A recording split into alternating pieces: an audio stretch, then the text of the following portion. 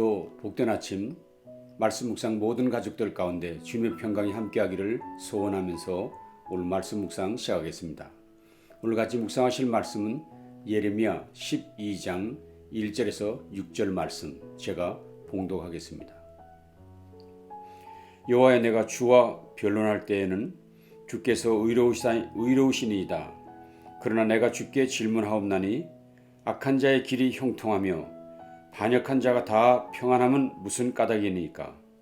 주께서 그들을 심으심으로 그들이 뿌리가 박히고 장성하여 열매를 맺었거늘 그들의 입은 주께 가까우나 그들의 마음은 머니이다.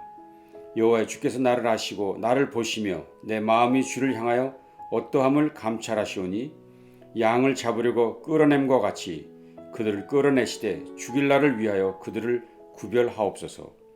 언제까지 이 땅이 슬퍼하며 온 지방의 채소가 마르리이까? 짐승과 새들도 멸절하게 되었사오니 이는 이 땅 주민이 악하여 스스로 말하기를 그가 우리의 나중 일을 보지 못하리라 함이니이다. 만일 내가 보행자와 함께 달려도 피곤하면 어찌 능히 말과 경주하겠느냐? 내가 평안한 땅에서는 무사하려니와 요단 강물이 넘칠 때에는 어찌 하겠느냐? 내 형제와 아버지의 집이라도 너를 속이며 내 뒤에서 크게 외치나니 그들이 내게 좋은 말을 할지라도 넌 믿지 말지니라. 아멘.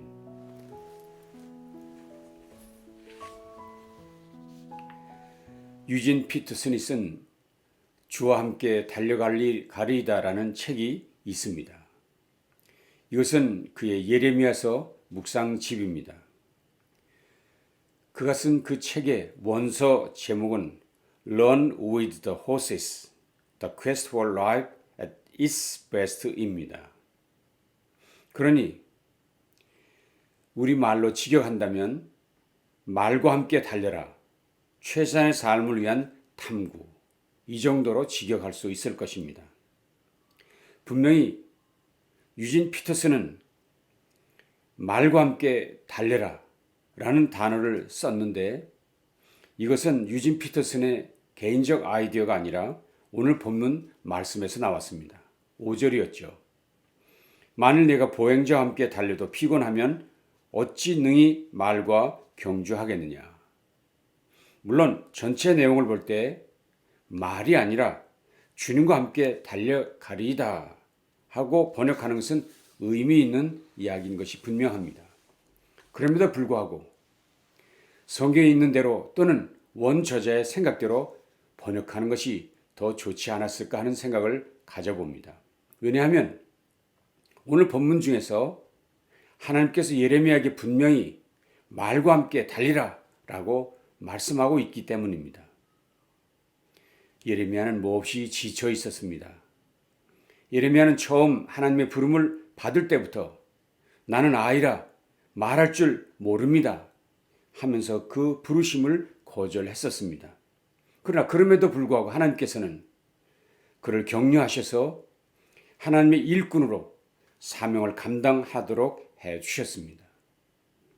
그의 첫 메시지부터 끝까지 그가 전한 말씀은 이 백성은 망한다, 망할 수밖에 없다, 하나님의 진노가 임했기 때문이다.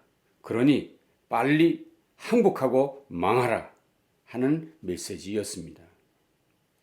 예레미야서 전체가 52장, 예레미야 애가서 전체 5장인데요.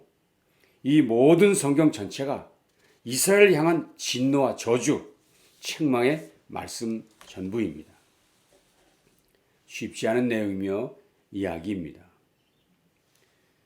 요즘 여러분도 예레미야서 묵상을 계속 하시면서 매일 책망과 저주의 이야기가 들려질 때 정말 마음에 받기 쉽지 않으실 것이 분명합니다.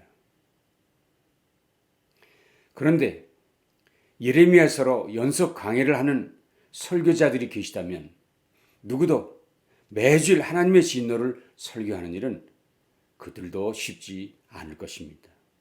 자, 그럼에도 예레미야는 하나님의 명령으로 하나님이 명령하셨기 때문에 백성들에게 나라는 망하고 백성들은 포로로 끌려간다는 메시지를 전해야만 했습니다. 특별히 이렇게 나라가 망하게 된 책임이 지도자들, 너희 임금과 제사장과 서기관들에게 있다는 이야기를 그는 서슴없이 했습니다. 그러면서 그들 너희 지도자들이 먼저 망해야 한다는 이야기까지 했습니다. 그러니 수많은 반대, 비난에 예레미야는 직면할 수밖에 없었다는 것을 알 수 있습니다. 그래서 예레미야는 하나님께 이렇게 호소합니다. 나는 끌려서 도살당하러 가는 순한 어린 양과 같으므로 그들이 나를 해하려고 꾀하기를 우리가 그 나무와 열매를 함께 박멸하자. 그를 살아있는 자의 땅에서 끊어서 그의 이름이 다시 기억되지 못하게 하자 함을 내가 알지 못함이었나이다. 공의로 판단하시며 사람의 마음을 감찰하시는 만군의 여호와여, 나의 원통함을 주께 아뢰었사오니 그들에게 대한 주의 보복을 내가 보리이다 하였더니 여호와께서 아나도 사람들에 대하여 이와 같이 말씀하시되 그들이 내 생명을 빼앗으려고 찾아 이르기를 너는 여호와의 이름으로 예언하지 말라. 두렵건대 우리 손에 죽을까 하노라 하도다. 무슨 말씀인가요? 예레미야가 호소했다는 것입니다. 하나님, 나는 도살장으로 끌려가는 양과 같습니다. 사람들이 나를 지금 죽이려 합니다. 나만 아니라 내 열매들인 후손들까지 죽이겠다고 나서고 있습니다. 나는 너무 억울합니다. 내가 무슨 못된 짓을 했습니까? 남을 해코지 했습니까? 내가 한 일이란 그저 하나님이 주신 말씀을 전하는 것뿐인데 저들은 나를 죽이려 하고 있습니다. 하나님, 제가요 가장 힘들어하는 것은 나를 죽이려 앞장선 사람들이 하나도 사람들이라는 것 때문입니다. 예레미야 생각에는요, 다른 사람들은 몰라도 내 고향 사람들만은 나를 이해해 줄 수 있을 것이라 믿었는데 오히려 그 고향 사람들, 아나도 사람들이 저를 이해하지 못하고 죽이려 달려들었다는 것은 너무나 충격적이었다는 이야기입니다. 그러니 예레미야의 낙심은 말로 다 할 수 없었습니다. 뿐만입니까? 예레미야는 세상 돌아가는 모습을 보면서도 실망했습니다. 그래서 그는 이렇게 말하지요. 내가 주께 질문하옵나니 악한 자의 길이 형통하며 반역한 자가 다 평안하면 무슨 까닭입니까? 왜 세상에 저 악한 자들이 더 잘 되고 있습니까? 그는 이런 호소도 했습니다. 언제까지 이 땅이 슬퍼하며 온 지방의 채소가 마르리까? 짐승과 새들도 멸절하게 되었사오니 이는 이 땅 주민이 악하여 스스로 말하기를 그가 우리의 나중 일을 보지 못하리라 함이니이다. 물론 하나님께서 예레미야를 대항하는 모든 이들에게 벌을 주실 것을 약속하십니다.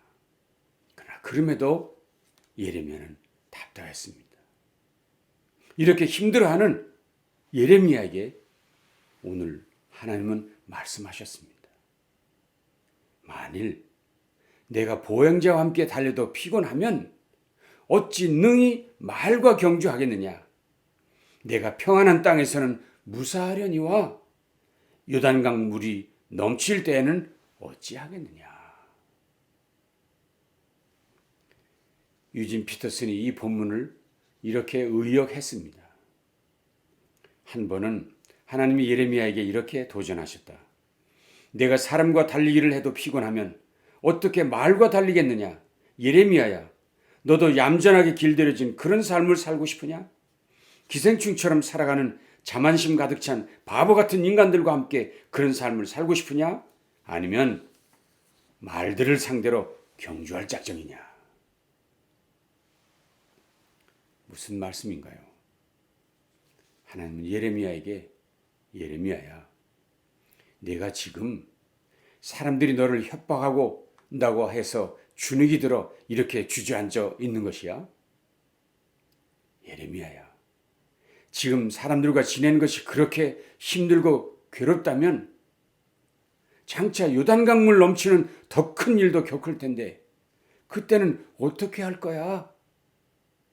하신 것입니다. 참으로 놀라운 말씀이며 도전이 되는 말씀입니다.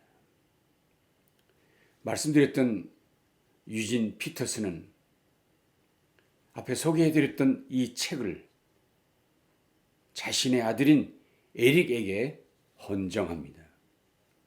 이 책을 자신의 아들을 위해 쓰고 그리고는 이 책을 아들에게 주었다는 것입니다. 매우 특별한 일이지요. 그래서 그런지 유진 피터슨은 책 서문에서 이런 말을 합니다.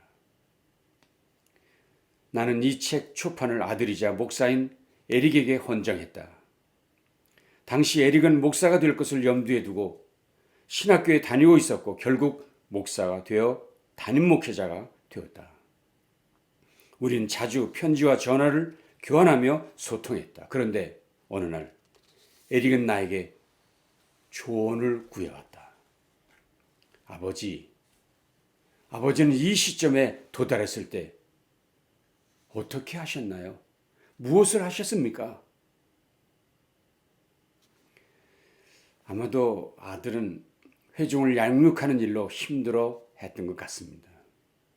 분명 나이 어린 목회자 에릭에게 성도들은 힘겨웠던 것 같습니다. 그래서 아들 에릭이 아버지 유진 피터슨에게 이런 질문을 했던 것이죠. 아버지, 이 시점에 도달했을 때 아버지는 무엇을 어떻게 하셨습니까? 유진 피터슨이 계속해서 이렇게 말합니다. 긴 침묵 후에 나는 답했습니다. 나는 우리 교회에서 그런 문제와 씨름하지는 않았단다. 그냥 내가 그 문제를 스스로 해결해야 할 것 같구나. 피하지 말고 내가 감당해야 해. 라고 말했다는 것입니다. 마치 하나님께서 예레미야에게 주셨던 말씀처럼 내가 사람들과의 씨름 때문에 지금 괴롭다고? 그렇게 힘들어한다면 앞으로 더 큰 일이 벌어질 때 그때는 어떡하려고 해? 각오를 단단히 하거라. 당당하게 나아가거라. 라고 말씀하셨던 것 같은 조언을 했다는 것입니다. 저는 오늘 이 말씀이 우선적으로는 우리 주변에서 말씀을 전하는 모든 사역자들에게 주시는 말씀인 줄 믿습니다. 부름받은 모든 말씀 사역자들이 좀 더 담대하게 세상을 향해 성도들을 향해 낙심하지 말고 더욱 담대하게 나아갈 것을 당부하는 말씀이 오늘 말씀인 줄로 믿습니다. 모든 사역자들이 이 말씀을 통해 용기를 얻으시기를 바랍니다. 그러나 본문은 또한 주님의 몸된 교회를 섬기는 모든 성도들에게도 동일한 원리가 적용된다고 믿습니다. 왜냐하면 교회 생활, 교우들과의 관계가 녹록하지 않기 때문입니다. 어떤 사람들은 말합니다. 교회 생활 너무 깊이 들어가지 마. 적당히 간격을 둬야 돼. 예수님은 좋은데 말이야. 성도들은 너무 싫어. 이렇게 말하면서 성도들은 신앙 공동체를 멀리하고 있습니다. 이것이 현실입니다. 그러나 여러분, 그렇게 하는 것은 옳지 않습니다. 힘들어도 그렇게 해서는 안 됩니다. 어려워도 그렇게 해서는 안 됩니다. 오히려 그럴 때라도 예레미야에게 주셨던 이 말씀을 잊지 마십시오. 만일 내가 보행자와 함께 달려도 피곤하면 어찌 능히 말과 경주하겠느냐. 유진 피터슨의 책을 번역했던 홍병용 씨의 생각대로 주님과 함께 달려가는 그 길이니 임마누엘 대신 주님께서 때마다 일마다 힘주시고 평강 주실 줄 믿으시기를 바랍니다. 오늘 본문에서 힘들어하는 예레미야가 이런 고백을 했지요. 공의로 판단하시며 사람의 마음을 감찰하시는 만군의 여호와여, 나의 원통함을 죽게 하려사오니 그들에게 대한 주의 보복을 내가 보리이다 하였다니. 그는 비록 힘들었지만 하나님이 함께 하신다는 것, 하나님 나를 봐주시고 계시다는 것을 그는 확실히 믿었습니다. 그래서 주께서는 그것을 확실히 이렇게 약속하시기도 하셨죠. 그러므로 만군의 여호와께서 이와 같이 하시니라. 보라, 내가 그들을 벌하리니 청년들은 칼에 죽을 것이며 자녀들은 기근에 죽고 남는 자가 없으리라. 내가 아나도 사람들에게 재앙을 내리니 곧 그들을 벌할해니라. 예레미야가 하나님을 향해 호소하는 이유도 사실은 그의 간구를 들으시는 하나님이 계시다는 확신이 있기 때문이지 아닐까요?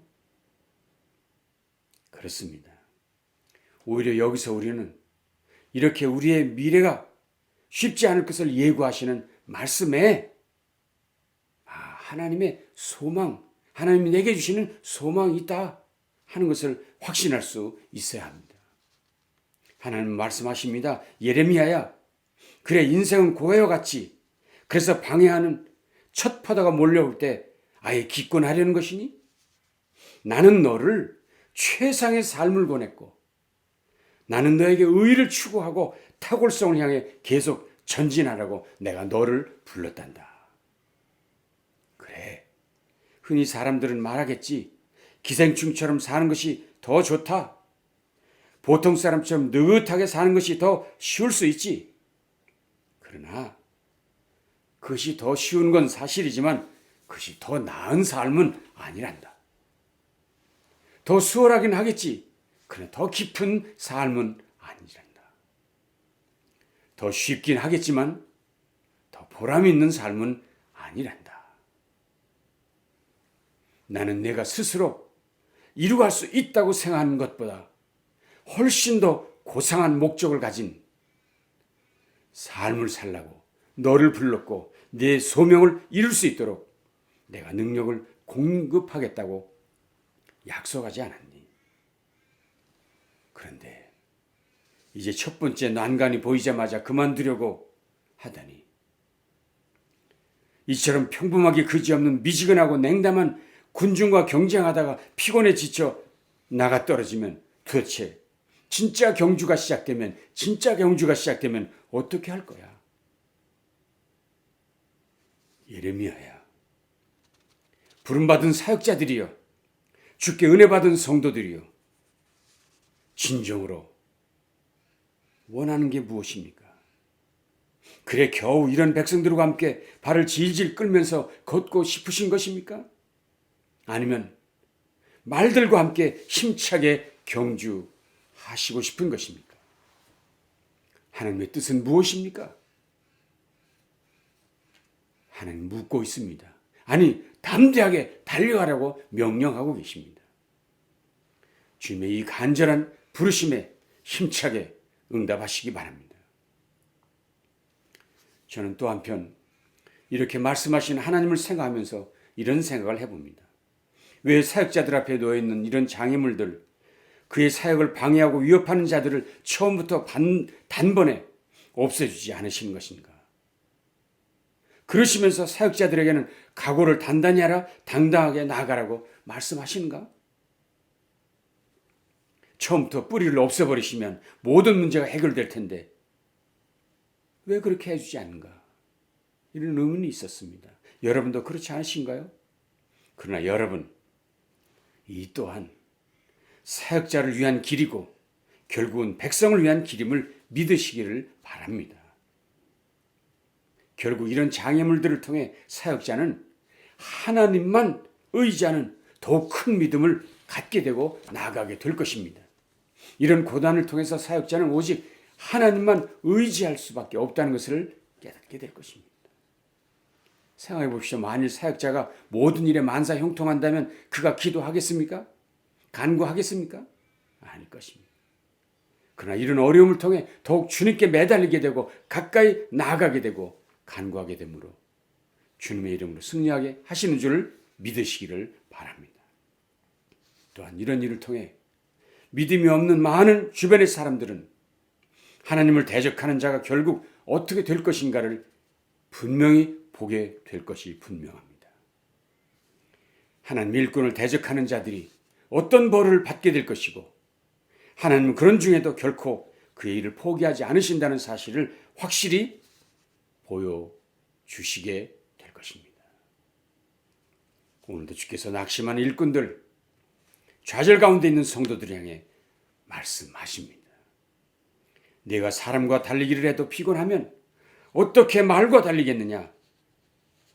너도 얌전하게 길들여진 그런 삶을 살고 싶으냐? 기생충처럼 살아가는 자만심 가득한 바보 같은 인간들과 함께 일요일에 배회하고 다니는 그런 삶을 살고 싶으냐? 아니면 말들을 상대로 경주할 작정이냐?